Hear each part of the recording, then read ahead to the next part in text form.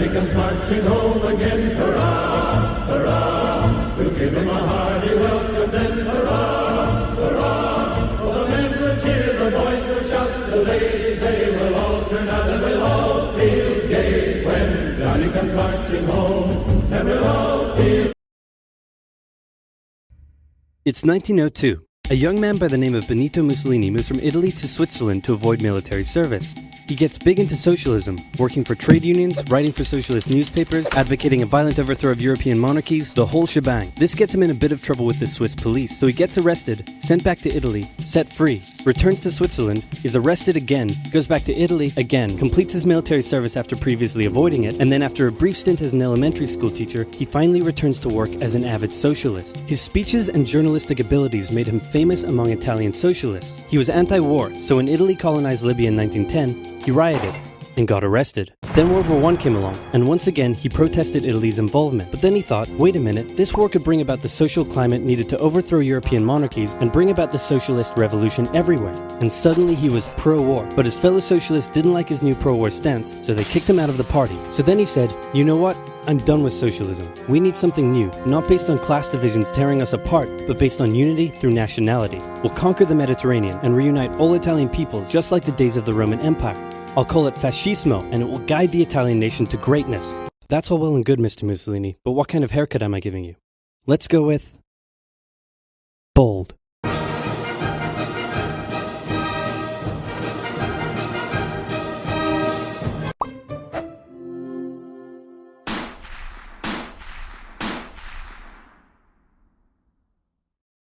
Italy had been on the winner's side in World War I, and they hoped they were going to get a lot out of it, but in the end, they only got a little, and they felt cheated. On top of that, a bad economy and weak governments meant that the Italian people were a little unhappy. So when Mussolini came along and said that he could fix everything, his fascist movement gained a lot of support. In 1922, he went to the king and said, make me prime minister, or I'll make me prime minister. And the king said, you and what army?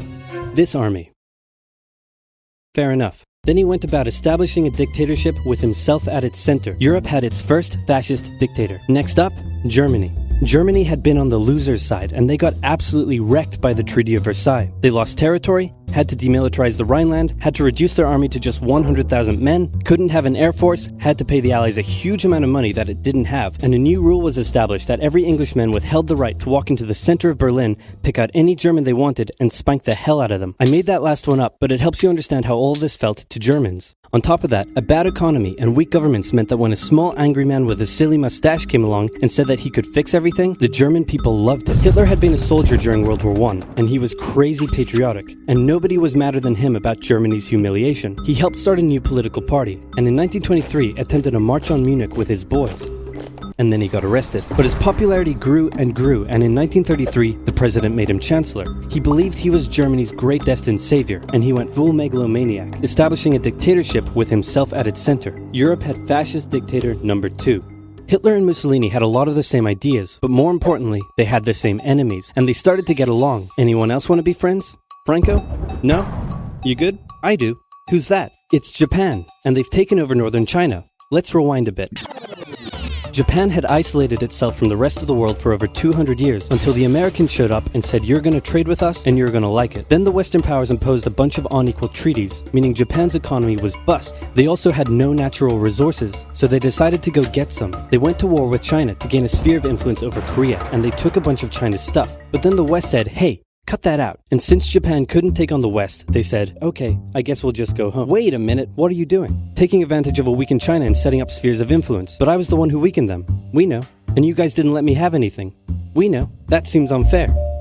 We don't think so.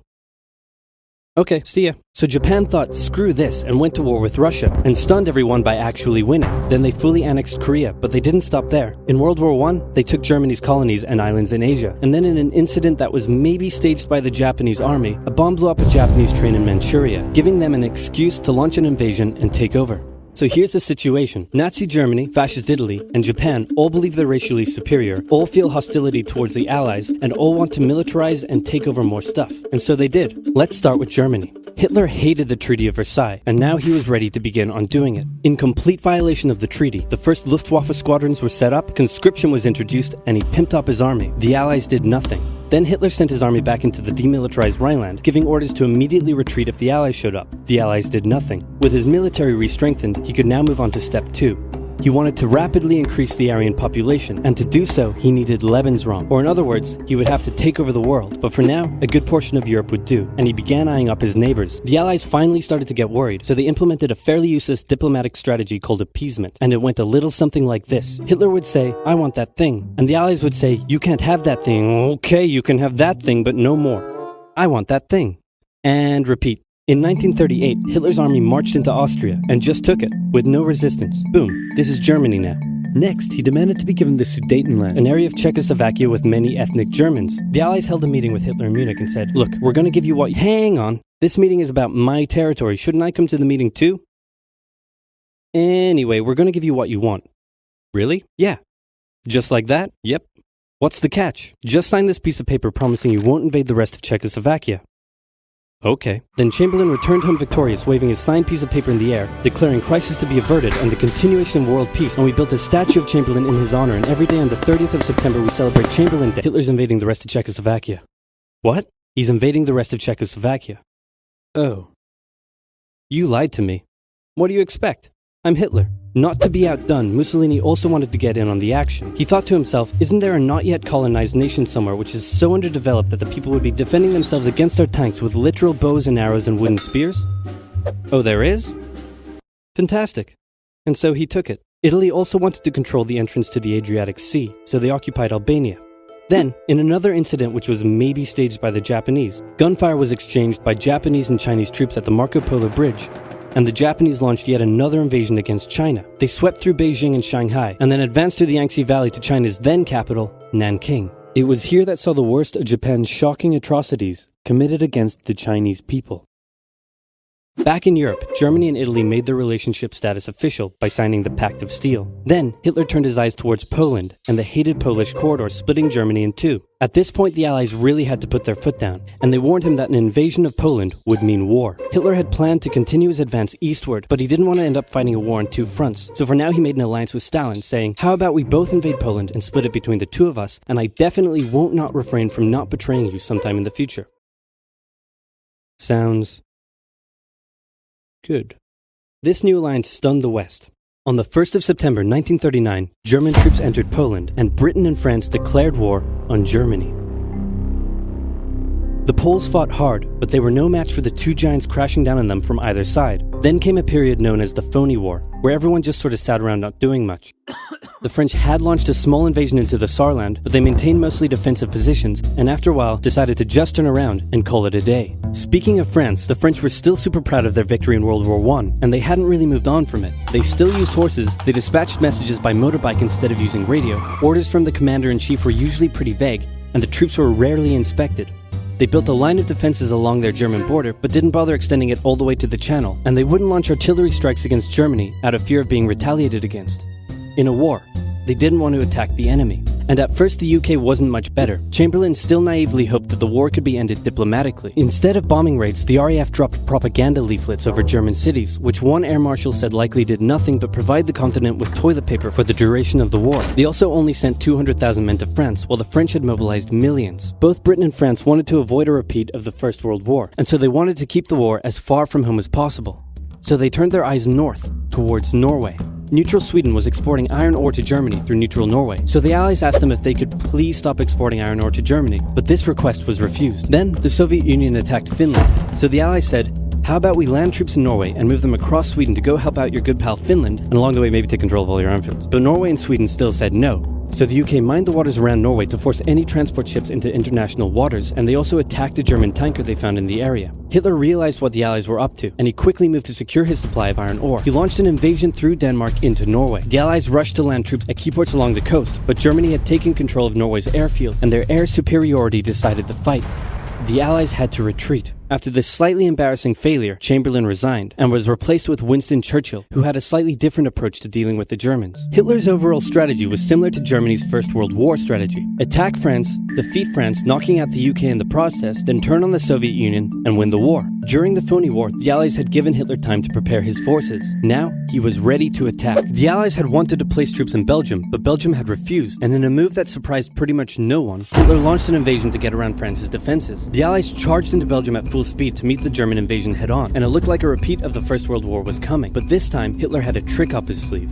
Blitzkrieg. As the Germans advanced, they sent thousands of refugees westward, slowing down the Allies. Then, to the south, the French had left the Ardennes, an area full of hills and forests, pretty underdefended because they thought it was naturally impenetrable. Well, the Germans were about to penetrate it with everything they had. They smashed 50 Wehrmacht divisions through and encircled the Allied armies at lightning speed. The best of the Allied forces were now trapped. The Germans squeezed in from all sides, taking out France's best armies and nearly wiping out the British too, but they managed to make a desperate last-minute escape at Dunkirk, with British civilian ships even making the perilous journey to bring their young men home. With most of the French forces depleted, the Germans breezed through, taking Paris, and France fell. What the Germans couldn't do in World War I, Hitler had done just like that.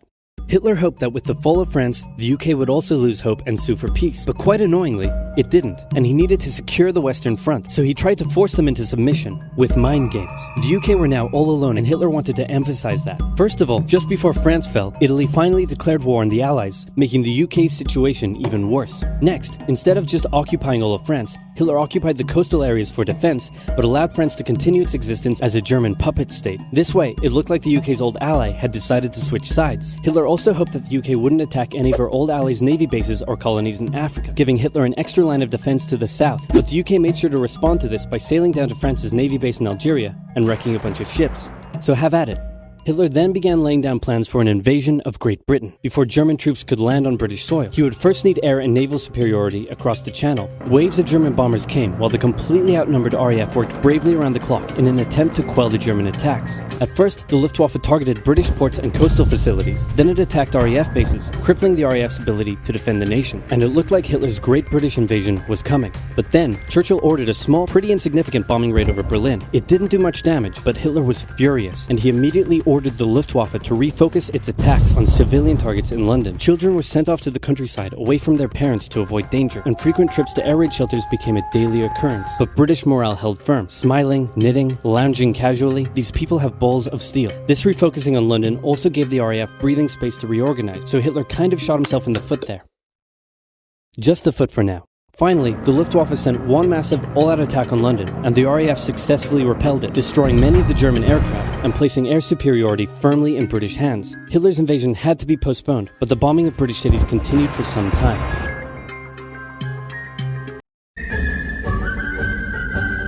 When Johnny comes marching home again, hurrah, hurrah, we'll give him a hearty welcome then, hurrah, hurrah. Oh, the men will cheer, the boys will shout, the ladies they will all turn out, and we'll all feel gay when Johnny comes marching home. And we'll all feel gay when Johnny comes marching home.